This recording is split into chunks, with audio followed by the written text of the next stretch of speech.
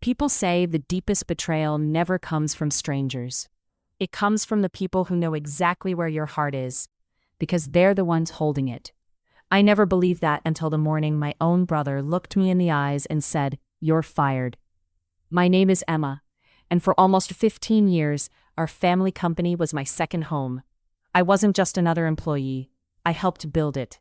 While my friends were spending weekends traveling, I was sitting beside my father in a tiny office, sorting invoices, answering customer calls, and learning every part of the business.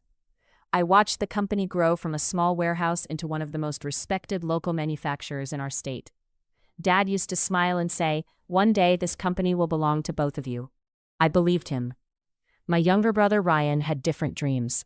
He preferred expensive cars, business parties, and talking about success more than actually working for it. He would disappear for weeks, then return wearing a designer suit, acting like he had closed million-dollar deals. Dad always defended him. "Ryan just has a different style, maybe, but style never balanced the books."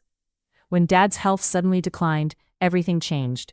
The doctors told him to slow down. He reluctantly stepped away from daily operations and officially handed the company over to Ryan. I congratulated my brother. I truly meant it. I thought we would finally become partners like Dad had always imagined. Instead, Ryan became someone I barely recognized. Within days, he filled the office with expensive furniture, hired flashy consultants, and started replacing longtime employees with his own friends. People who had spent decades helping build the company were quietly shown the door. Every meeting became uncomfortable. Whenever I questioned one of his decisions, Ryan would smile politely and say, "Emma, you worry too much. This is how modern businesses work." I wanted to believe him, but something felt wrong. Then came Monday morning. Every employee received an email requesting an emergency meeting. The conference room was silent. Ryan stood confidently at the front with the company's attorney beside him. He smiled as if he were announcing great news. "Today marks a new chapter," he began. Then his eyes landed on me.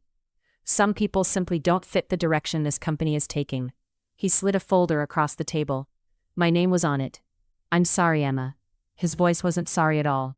"Your position has been eliminated." The room froze. Some employees lowered their heads. Others looked completely shocked. I slowly opened the folder. Termination papers, security instructions, final paycheck. That was it. 15 years, reduced to a few pieces of paper. Ryan leaned closer and whispered quietly enough that only I could hear. "You always thought Dad trusted you more. Now everyone knows who was really chosen." I looked at him. Then I laughed. Not because it was funny, because for the first time, I realized something Ryan didn't. He thought he had taken everything from me, but what he didn't know that day was that he'd just walked straight into the biggest mistake of his life. As I packed the few personal items from my office, people avoided making eye contact. Some quietly apologized. Others simply looked afraid.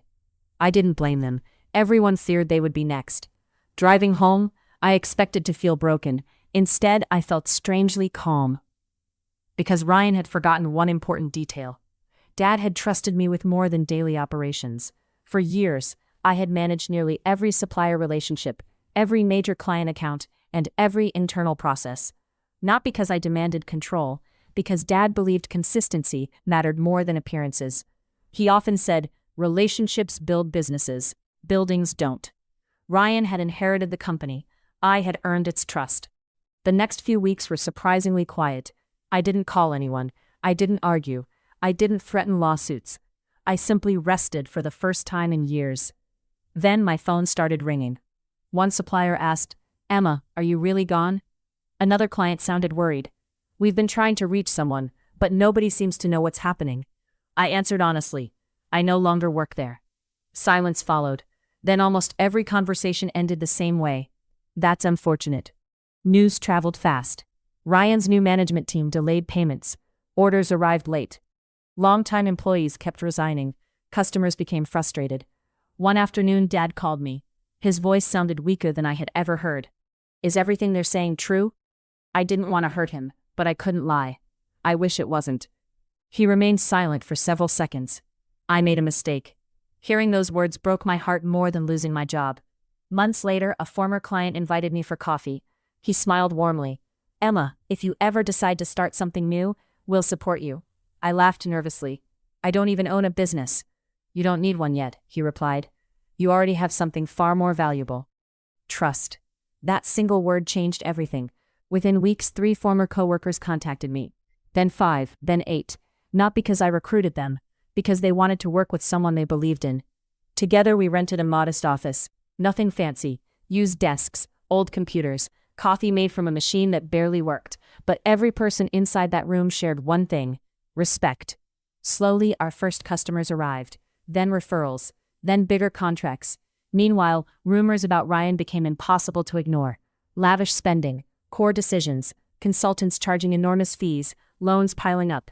The company my father spent 30 years building was beginning to crack. Still, I never celebrated, because despite everything, he was still my brother. I simply focused on building something honest, something no one could take away again. But fate wasn't finished writing our story. One rainy afternoon, Ryan walked into my office, alone, without the expensive suit, without the confident smile.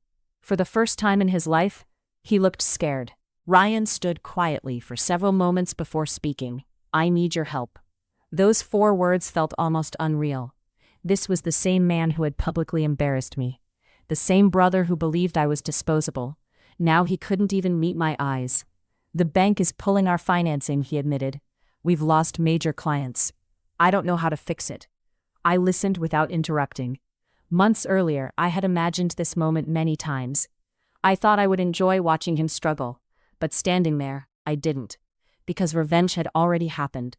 Not through anger, not through humiliation, but through truth. I calmly asked one question. Ryan, why did you fire me? His shoulders dropped. I thought everyone respected you more than me. I wanted to prove I didn't need anyone. That answer explained everything. It had never been about business. It had been about insecurity. I sighed. You weren't competing against me. You were competing against yourself. Tears filled his eyes. I'm sorry. For the first time, I believed him. A week later, Dad called us both to his house. We sat together in uncomfortable silence. He looked at each of us before speaking. I failed as a father. Ryan immediately shook his head. No, Dad. But Dad continued. I spent so much time building a company that I forgot to build trust between my children. None of us spoke, because he was right. The company could recover. Money could return, but family was much harder to repair. Ryan eventually stepped away from leading the business. The board appointed experienced executives to stabilize the company.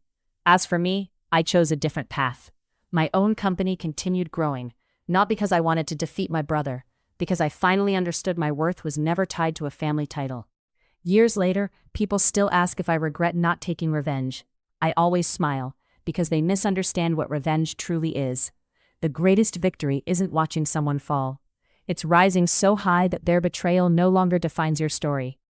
Ryan and I still aren't as close as we once were. Some wounds leave quiet scars, but we've learned to speak honestly, to respect each other, to stop measuring love through power. Looking back, the day he fired me felt like the end of everything. In reality, it was the beginning of the life I was always meant to build. Sometimes the door someone slams in your face is the very door that leads you toward your future. And if there's one lesson my journey taught me, it's this. Never measure your value by the position someone gives you. Real success is built on integrity, kindness, and trust. Because titles can disappear overnight,